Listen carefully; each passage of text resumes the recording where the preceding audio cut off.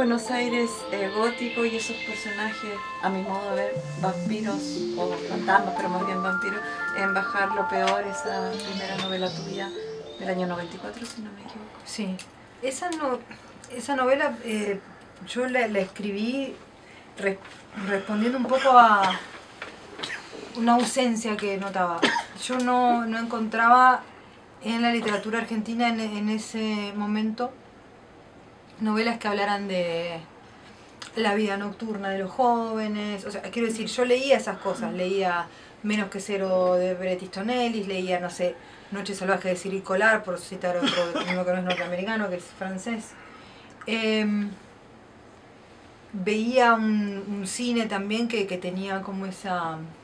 el cine de Gus Van Sant, quiero decir, como esa recorrida que tenía que ver con... un poco con eso, con la vida urbana de los jóvenes en esa época. Y por otro lado, yo leía mucho literatura gótica de la más literaria, quiero decir, las Brontë, gótico sureño, leía Faulkner a esa altura, pero también leía novelas de vampiros, desde Anne Rice hasta, qué sé yo, bueno, Stoker, de todo. Novelas de vampirismo erótico, cosas así. Entonces fue una manera de, por un lado, hablar de o escribir una literatura urbana juvenil que no sé, que yo no encontraba que se estuviera haciendo y que tenía ganas de leer, entonces le escribí yo no venía de un ambiente literario, entonces es un gesto que suena como un poco pomposo, pero en realidad fue absolutamente privado en algún sentido, porque yo no pensaba en publicar ese libro. Era como medio una escritura para mí. Y como era eso, una escritura un poco para mí sola, también le puse mis gustos, ¿no? Que era eso. Entonces terminó siendo como esa mezcla de esas dos cosas, que también eran las dos cosas que yo consumía en literatura y en otros consumos culturales, digamos. Así que es por eso, fue como era el libro que tenía ganas de leer. Después no terminó siendo el libro que tenía ganas de leer porque era peor que el libro que tenía ganas de leer. Pero era, claro, pero era como si, viste, como si pudiese filmar una película que tenías ganas de ver y que no se estaba haciendo en Buenos Aires, en Argentina. Y eso es como más o menos a 10 años del fin de la dictadura, ¿no es cierto?, la novela, y también ya con el neoliberalismo ya está funcionando. Y eso tiene que ver con lo gótico, más allá de que tú lo hayas pensado o no. ¿Fue una manera de contar eso? Ese Buenos Aires del fines de los 80, comienzos de los 90. Lo que pasa es que para mí, yo desde que tengo uso de razón adulta, la Argentina está en crisis económica. Entonces para mí lo decadente, digamos, es casi el estado natural, porque lo decadente pensado como un estado, ¿no? Un estado que está como marcado por la muerte, pero no termina en la muerte necesariamente, sino es como ese estado como flotante de caer y de caer. Entonces, en realidad yo empecé mi adolescencia, no sé, en los 80 con la salida de la dictadura. Y todo era macabro, no era siniestro, era siniestro, no, era macabro, porque era un nivel de detalle de cosas explícitas, muy violentas de leer y de conocer, y muy rápido, o sea, de pasar del silencio total. Igual yo no tenía tan registrado porque era muy chica, pero sí tenía registrado la contención a una especie de orgía de detalles de la crueldad, y de eso se pasó a una crisis económica brutal, y después al neoliberalismo, que para algunos fue una especie de salida de la crisis en ese momento, en el 94, son los buenos años más o menos de la convertibilidad, pero no para mí, digamos. O sea, para mí seguía siendo como la misma, como el mismo país muy difícil. Entonces no sé si tenía que ver tanto, sino es como una especie de estado general. O sea, yo nunca tuve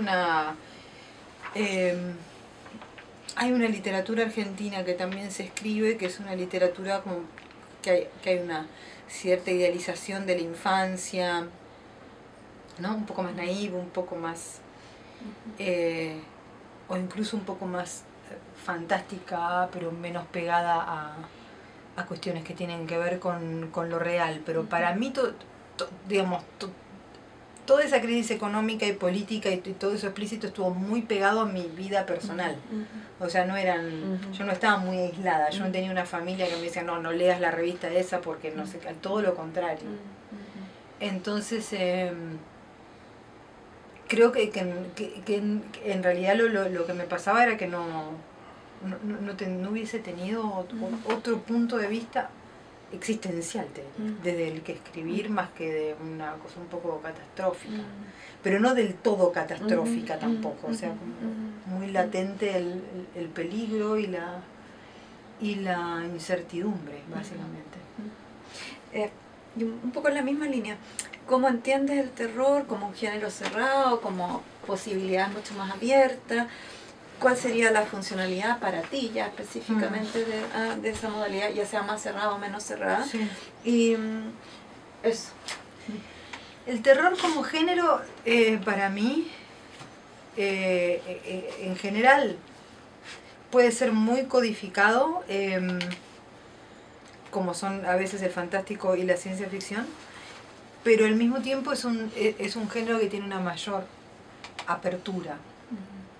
Quiero decir, uno puede encontrar novelas que no necesariamente se enmarcan dentro del terror, que tienen momentos que son claramente de terror, incluso genéricos, o escritores que son escritores literarios, pero que tienen momentos de terror. Hay géneros específicos, por ejemplo, donde eso está muy mezclado. A mí me gusta mucho la literatura del sur de Estados Unidos, y si yo leo a Flannery O'Connor tiene 2 o 3, 4 cuentos que son cuentos crueles, pero que son cuentos de horror en el sentido amplio, aunque no tengan sobrenatural.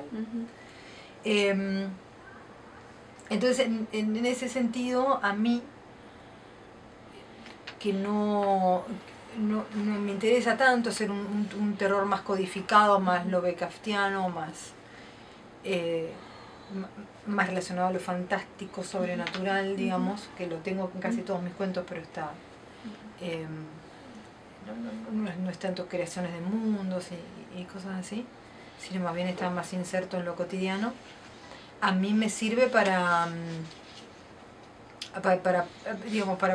poder hacer un cruce entre dos literaturas que me interesan, porque a mí también me interesa la crónica, me interesa el realismo, son cosas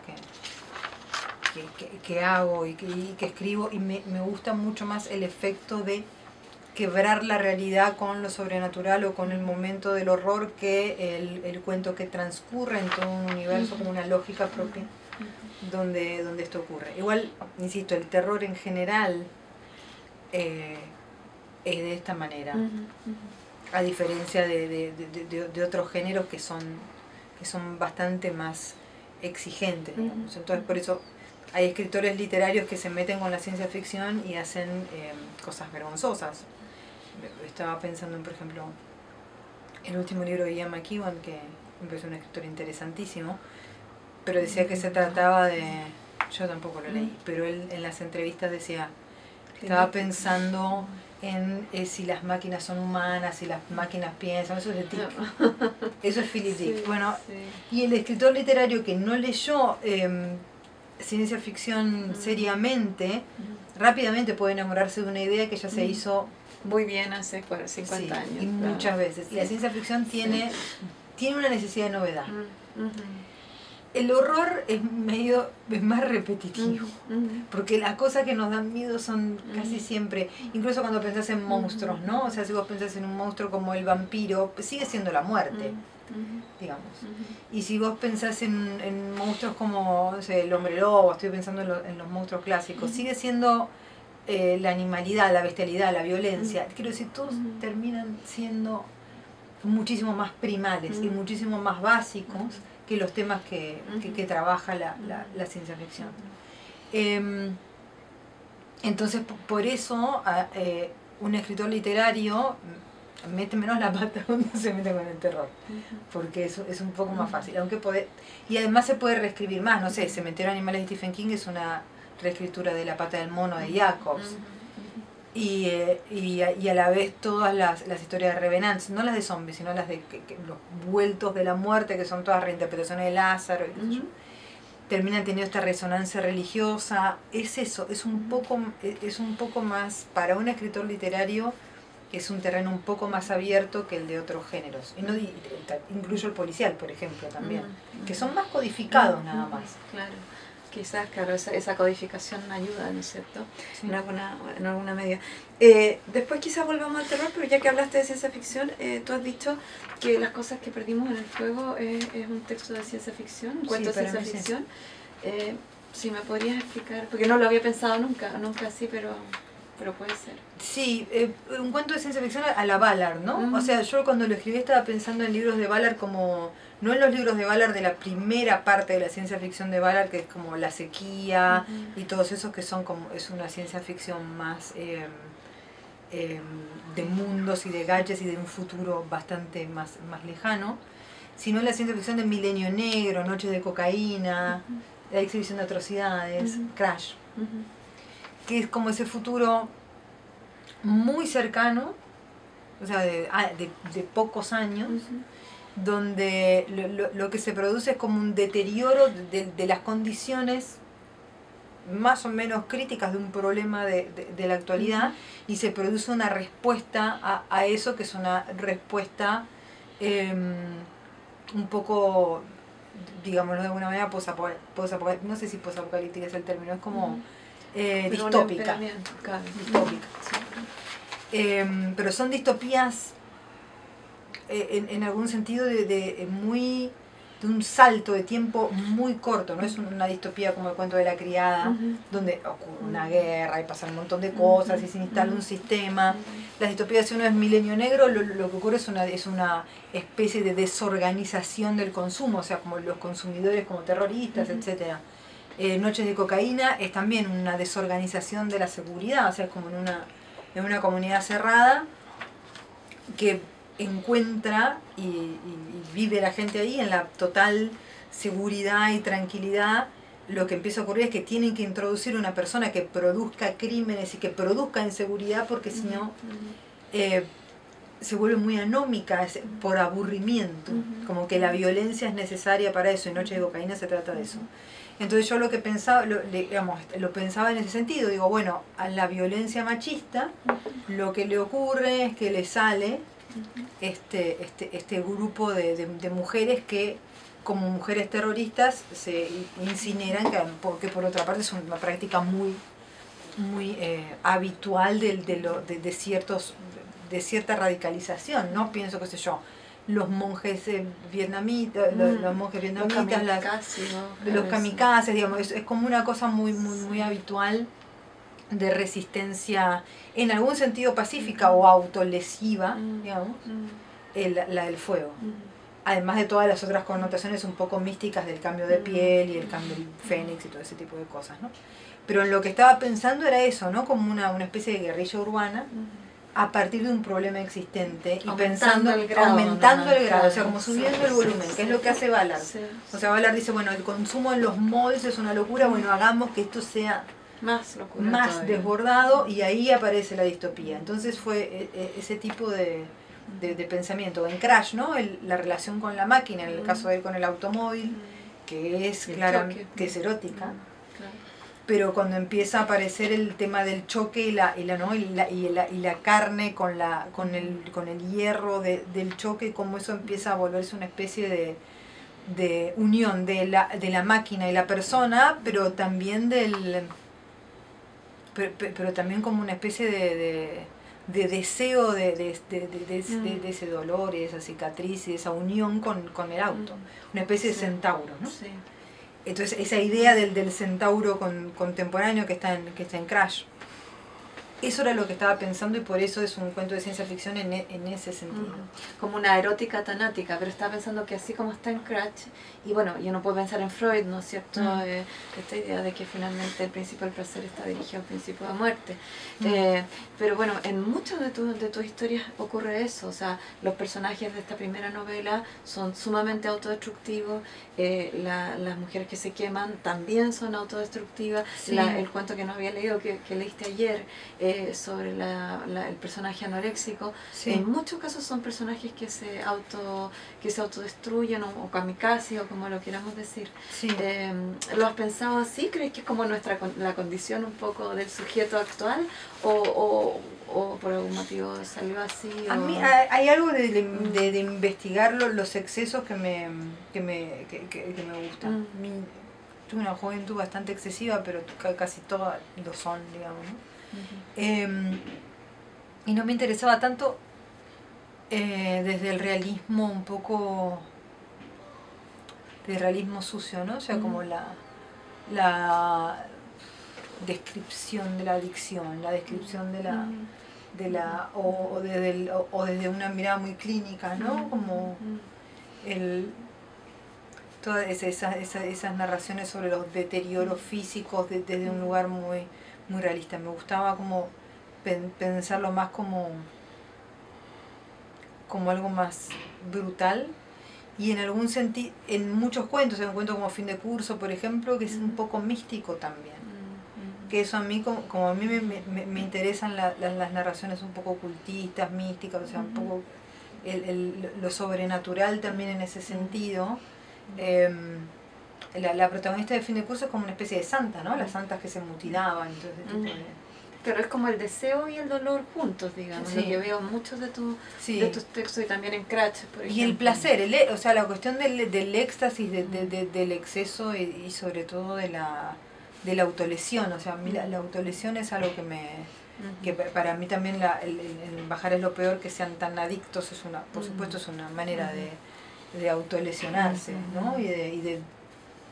En Bajar es lo peor, como es una novela también muy juvenil y con personajes muy idealizados, son además bellísimos, entonces hay como una especie de placer en la destrucción de lo bello. Brad Pitt un poco. Son como así. Sí.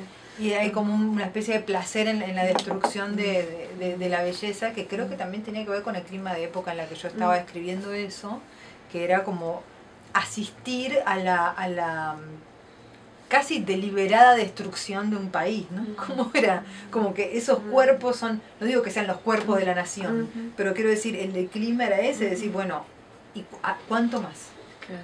¿Cómo hemos destruido eso y seguimos? Y seguimos destruyéndolo, o sea, hasta dónde sin morirse, digamos, ¿no? Quería preguntarte por la triada terror, mujer, cuerpo, que me comentaras sobre eso. Sí. Bueno, el tema del cuerpo y la mujer es un poco sobre que el cuerpo femenino está subescrito, ¿no? O sea, hay una tendencia a pensar, lo hablábamos hoy, que el cuerpo de los hombres que los hombres no escriben sobre el cuerpo, en realidad los hombres escriben sobre el cuerpo todo el tiempo, o sea, me parece buena, ¿no? O sea, quiero decir, pero las novelas sobre la guerra, quiero decir, hay algo del hombre poniendo el cuerpo que es muy habitual, pero como es la norma, de alguna manera no lo pensamos como literatura sobre el cuerpo. A mí me parece un poco tramposo a veces también esta asociación de que lo femenino tiene que ver con hablar del cuerpo como si el cuerpo de la mujer fuese más cuerpo que el del hombre, digamos. Pero a mí, de todas maneras, me interesa sobre todo por esto, porque está subregistrado. No sé, hay muchas novelas sobre el envejecimiento del cuerpo del hombre, y hay muy pocas novelas sobre, no sé, la menopausia, por decirte algo. Si uno se le ocurre una novela sobre la menopausia, es muy difícil. En cambio, novelas sobre un hombre que se hace viejo, podemos estar horas. Y ese ocultamiento del cuerpo, en algún sentido, de la mujer, yo lo relaciono con el terror, porque el terror, lo terrorífico suele ser lo que no queremos ver, lo que está oculto, en donde no queremos poner la mirada y en consecuencia no podemos hacer acceder a la palabra. Entonces, en ese sentido lo pienso como cercano al terror, porque hay algo de la exposición del cuerpo de la mujer que tiene que ver con que cuando se hace, pero por el efecto de que está menos escrito, termina siendo un poco brutal, ¿no? Y no es tan brutal en realidad, pero te termina teniendo algo algo desafiante, algo incluso violento. Y esa es como la relación que yo después veo claramente cuando leo los textos y encuentro estas cosas. Pero cuando lo escribo, la verdad es como, para mí es bastante natural, digamos. Me estoy acordando de Cuento Fin de Curso porque es como el de autolesión más claro, pero en el anterior, que es como una especie de...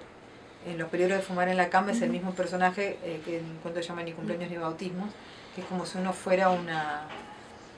¿cómo se llama esto? No sé cuál le sigue a cuál, pero es la misma chica en dos situaciones diferentes. Pero en realidad también es una subida de volumen, o sea, las mujeres que se autolesionan no es algo tan raro, pero es algo que está muy poco escrito y muy poco visibilizado. Yo me acuerdo de haber visto la serie y he leído el libro, Sharp Objects, con Amy Adams, que es extraordinaria. Y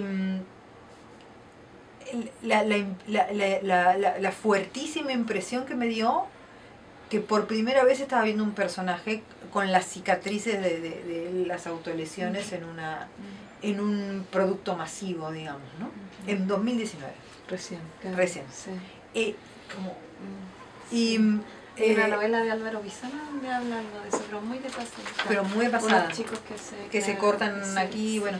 Pero es una cosa que ocurre hace muchos años. Nació en Prozac, de Elizabeth Wurzel, que también lo trata. La anorexia es lo mismo, o sea, en general la anorexia aparece más bien en relatos clínicos, digamos, ¿no? Pero muy poco como...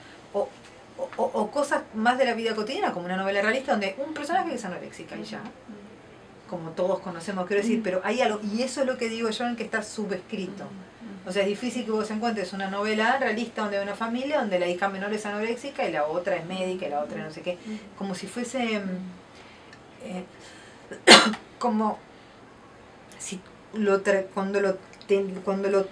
al tratarlo tiene que ser central. Y no necesariamente es así en la vida cotidiana.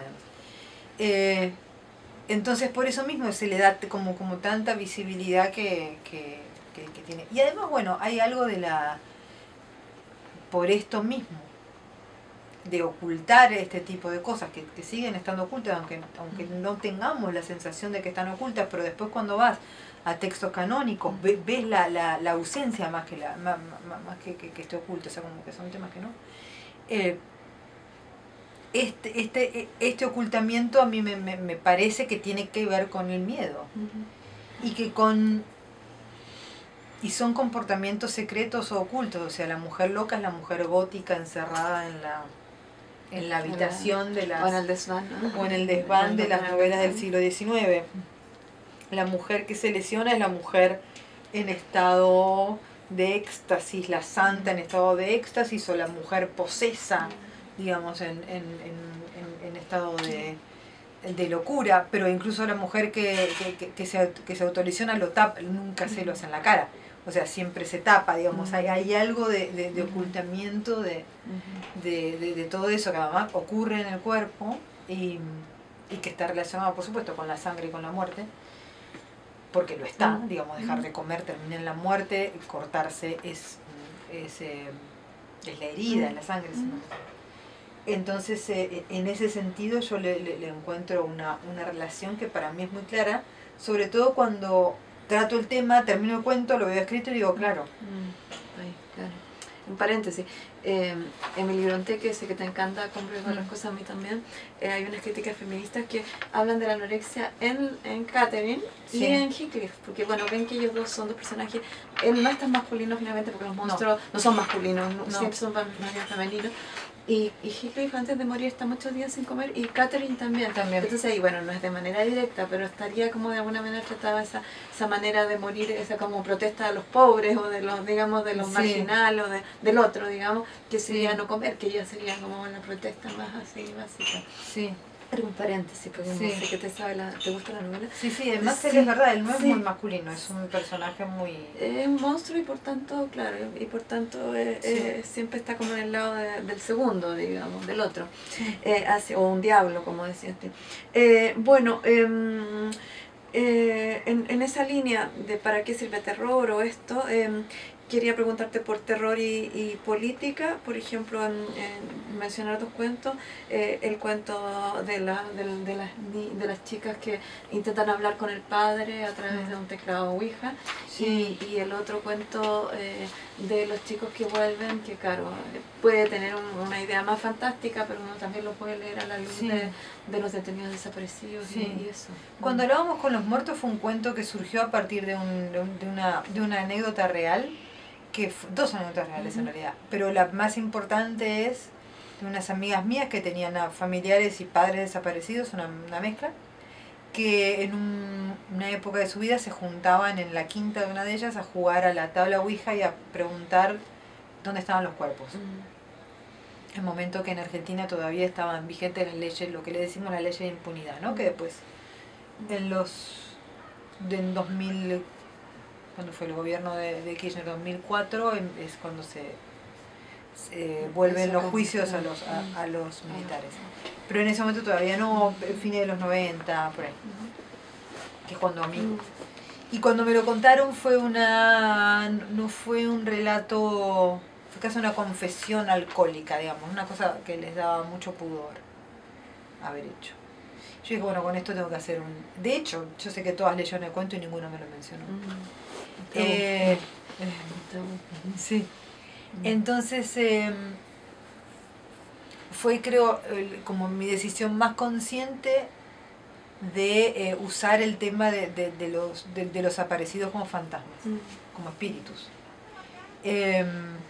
Y ponerlos en una situación muy típica de la literatura fantástica, de la literatura no solamente del imaginario fantástico, fantasmal, que es el momento de la séance, ¿no? del momento espiritista de convocar al muerto.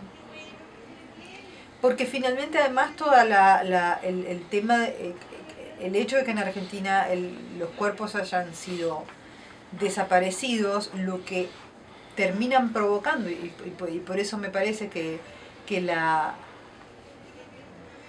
ciertos símbolos que creó la dictadura, que son netamente políticos, rápidamente pasan al terror literario con una facilidad tremenda. Lo que la dictadura provoca son fantasmas. Si uno va a una marcha y ve las caras de los desaparecidos jóvenes, o sea, son jóvenes, siempre muy jóvenes, ya a esta altura 20 años menos que yo, y también involuntariamente quiero decir, porque las madres usan el pañuelo blanco, que supuestamente era el pañal de los niños, pero la referencia al pañal, como nosotros ya no usamos pañal sino un pañal descartable, está totalmente perdida. Entonces lo que vos ves es como una especie de sábana blanca. Todo fantasmal. Todo es muy fantasmal, y que se llame desaparecido, cuando en Argentina le decimos aparecido al fantasma, literalmente termina siendo eso. Y además, bueno, eso fue la sustracción del cuerpo, lo que hace es esto. Y después, al fantasma, cuando lo pensás como qué es un fantasma, el fantasma, si uno piensa en cualquier cuento de fantasmas, cuando aparece el fantasma lo que hace es contar su historia y pedir reparación, pedir justicia.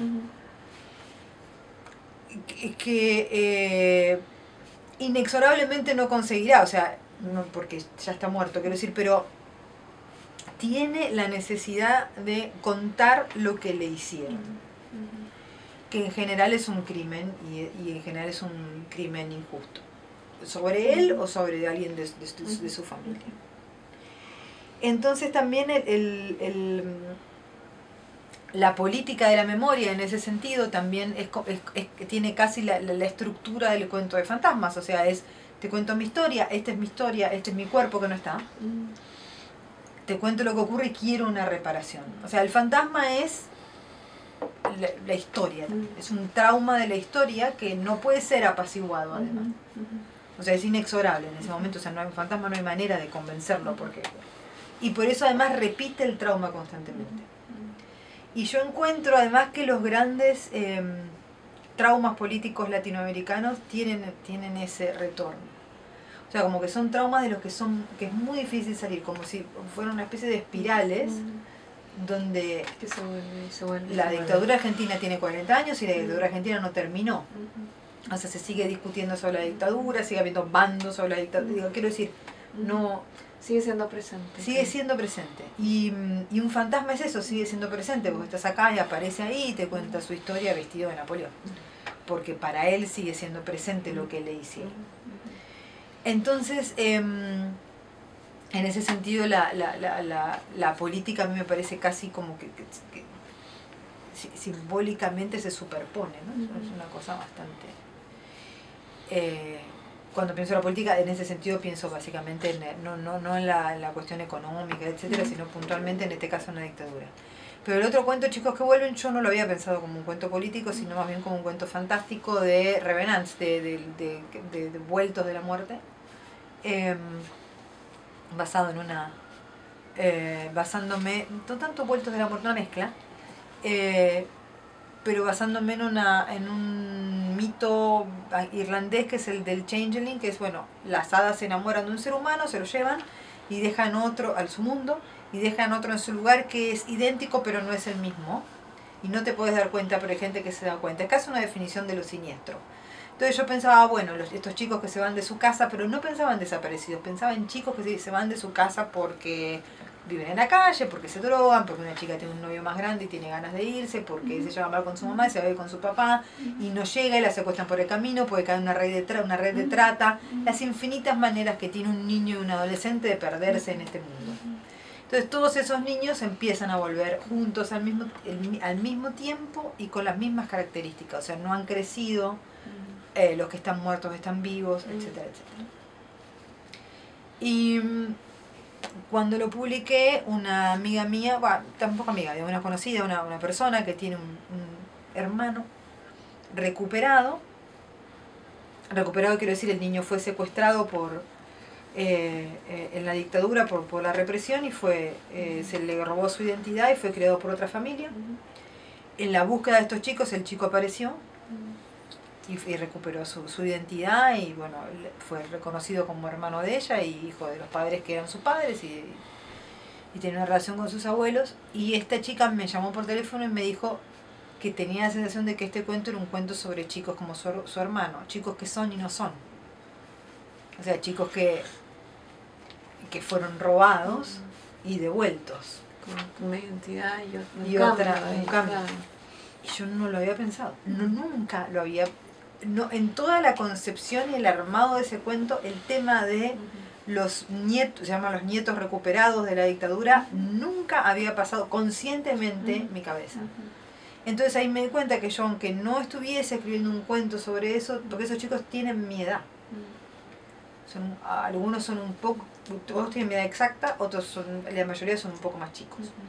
Pero hay algunos chicos que tienen mi edad en el sentido que no todos se los robaron bebés, sino se los robaron a los 3, 4, 5 años cuando eran pequeñitos, y eso sí tienen mi edad exacta.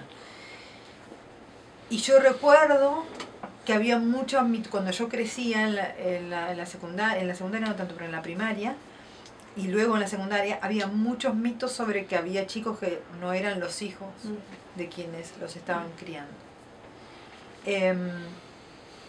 Esto por supuesto jamás la dictadura promocionó que esto pasara, pero se ve que socialmente se sabía, aunque no son tantos los chicos esos.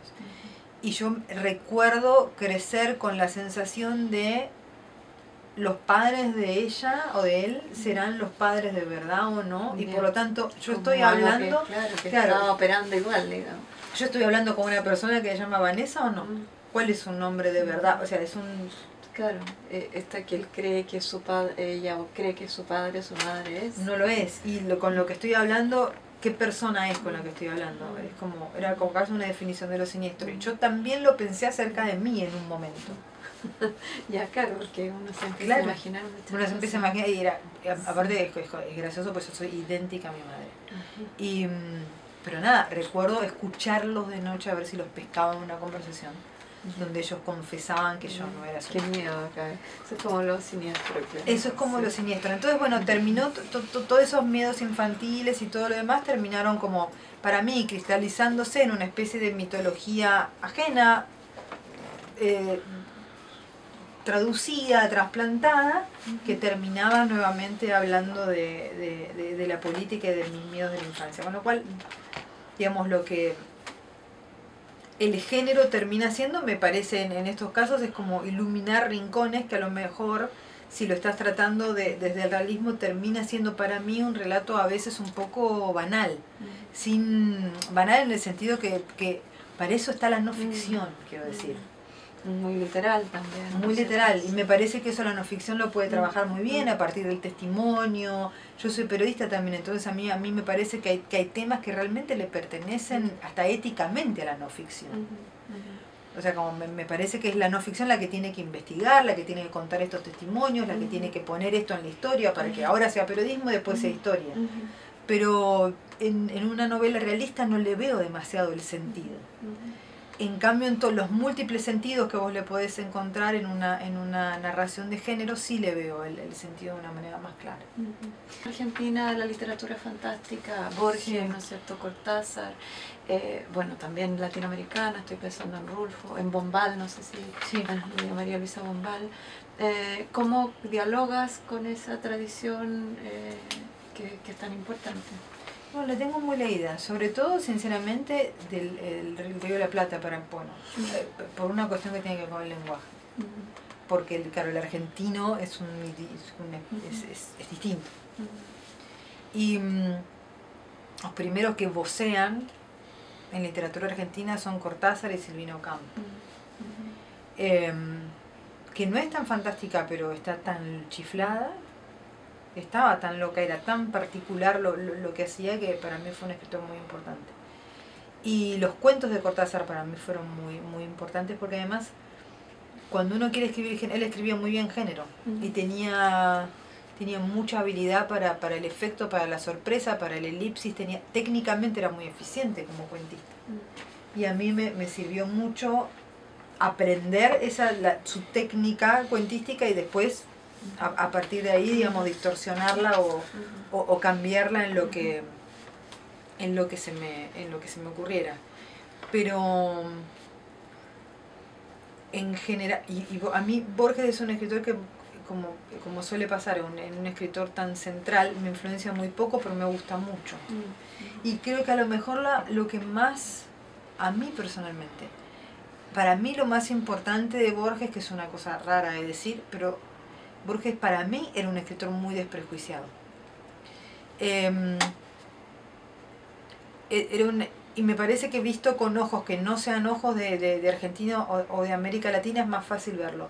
Yo me acuerdo de haber empezado a leer cómics bastante temprano, y leer cómics en Neil Gaiman puntualmente uno que se llama Sandman, y uno de los personajes se llama Destino, es el Destino, y vive en un laberinto, es ciego y tiene una biblioteca. Bueno. Y yo decía, ¿qué hace este tipo? Claro, este tipo es un inglés un poco más grande que yo, el tipo tendrá 58 años, una cosa así, que leyó a Borges sin todo el aparato crítico, sin el aparato político, sin el aparato de clase de Borges, que es como fuerte, sin la cuestión elitista, y lo leyó sencillamente como un tipo que agarraba la mitología anglosajona o la mitología irlandesa o lo que se le ocurría a él, y con eso inventaba otra cosa, y hacía lo que se le daba la gana, inventaba un diccionario, inventaba un libro, inventaba un pequeño mundo en 3 páginas, agarraba el mito del Minotauro y se le ocurría que el Minotauro era un suicida, casi prácticamente, o sea que Teseo no es un héroe, sino que el Minotauro se le entrega y le dice, acaba con esta vida horrible que tengo en la casa de Asterión. Y uno ve en Neil Gaiman, que es un guionista de historietas, pero es un escritor también, la influencia de Borges directamente. Aprendiendo esa lección del desprejuicio, de poder agarrar un mito griego y hacer con el mito griego lo que a uno se le ocurra. Y esa lectura de Borges es la lectura, es rarísimo porque yo tuve que verlo con los ojos de afuera para entender qué es lo que me gustaba. Para sacarlo de esta visión más canónica. Pues esta visión más canónica. Y para entender qué es lo que me gustaba de Borges, porque yo lo leía y me parecía un escritor terriblemente estimulante, y después leía, pero no solamente leía el corpus sobre Borges, sino hablaba con gente de Borges y era como Borges. Y tu Borges, ¿no? Era otro Borges. Y mi Borges era un tipo divertido. Mucho sentido del humor hay en Borges. Claro. Uno se ríe mucho leyendo Sí, Borges. pero es difícil verlo porque está como muy taponado y políticamente es un desastre, ¿no? Sí. Entonces, metió las patas, como decimos en Chile, mucho. Mucho. Entonces, y eso es muy, y sobre todo en literatura argentina es muy contaminante, porque la literatura argentina por Borges cambia. O sea, cuando Borges se vuelve esa especie de monstruo de derecha que se vuelve en su momento, esa literatura fantástica del Río de la Plata, porque también tiene una influencia importante en la literatura uruguaya, lo que ocurre es que se empieza a convertir en la literatura pasatista, de entretenimiento, arte por el arte, no comprometida, y cambia la literatura argentina por eso. O sea, no es que no es solamente, él sigue siendo, Borges es el mejor, es bárbaro, no sé qué, pero ya no se puede escribir sobre eso, porque al escribir sobre eso es no estar cerca de la política, no estar cerca de la gente, ser un frívolo. Claro, sí, un frívolo, o un elitista también. O un elitista. Entonces cambia la literatura, incluso escritores que para mí son escritores bastante elitistas en el sentido de cómo trabajan el lenguaje, como Juan José Saer, por ejemplo. Sin embargo, Saer es un tipo que escribe sobre pueblos chicos, sobre, digamos, el limonero real, sobre una familia que tiene un hijo obrero que se vino a Buenos Aires y se mató, y es el duelo de la madre. Quiero decir eso. Pero no escribe más sobre una espada islandesa. Eso ya no se puede hacer más. Y a mí lo que pensé, después de leerlo a Borges con ojos de afuera, es decir, sí se puede hacer. Lo que pasa es que hay que salir de ese Borges leído de esa manera y entenderlo desde otro lugar. Por eso Cortázar es más fácil. Por eso Cortázar es un escritor, a mí como novelista no me gusta, o me aburre, no sé si no me gusta, pero ya me parece un poco fechado, me parece que las novelas son muy de su época, de los 60, no me interesan tanto, pero claro, como ideológicamente es más pasable. Mucho más. Claro. Entonces hay algo, y la literatura se llenó de eso. Creo que el único escritor que logró salir de ese dilema, y para mí es un escritor importantísimo, es Manuel Puig. Porque Manuel Puig es el escritor que vuelve a entender lo que en Borges podemos entender como pop, de alguna manera. Lo vuelve a entender, pero en vez de usar a los dioses, en el sentido mitológico, lo que sea, usa a los nuevos dioses del cine y de la cultura pop. Entonces me parece que es como el tipo que entiende la lección de Borges en ese sentido del desprejuicio. Entonces, digamos, donde estaban los reyes de Borges, para él está Rita Hayworth. Y lo hace también con el desprejuicio queer, ¿no? de la cuestión. Entonces, esa es la relación que tengo, ¿no? O sea, el fantástico del Río de la Plata terminó quedando pegado a una especie de tradición reaccionaria. Y a mí lo que me interesa es decir, no tiene nada que ver con la tradición reaccionaria. Esto es, lo que ocurre es un tipo que es el mejor de todos, que es un reaccionario, digamos. Una relación que no necesariamente es así en todos los casos. Claro. Una mala suerte, diría. Una especie, claro, porque como el mejor era un reaccionario cabal, además. Pero no todos los demás, y tampoco tienen la culpa los uruguayos. Pobre Feliberto Hernández, que era nada más que una especie de tiro al aire. Y que es rarísimo, es un escritor que parece que no tuviera influencias. Un poco como si vino Campo, que decía, ¿y esto de qué está leyendo esta mujer? ¿De dónde sale? Entonces toda esa especie de periferia de Borges terminó como una especie de estante de literatura escapista y medio tonta, injustamente. Y me parece que hay como que... me parece ya se está leyendo de otra manera.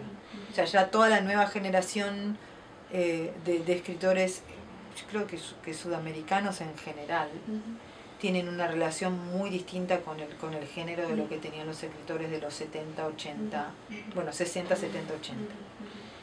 Y que no tiene que ver tampoco con la literatura florida del boom, sino que tiene más que ver con esta literatura del Río de la Plata, más siniestra, más oscura, más menos realista, sí, menos colorida. Bueno, podríamos seguir mucho tiempo más, pero creo que ya hay que terminar. Muchísimas gracias. No, de nada.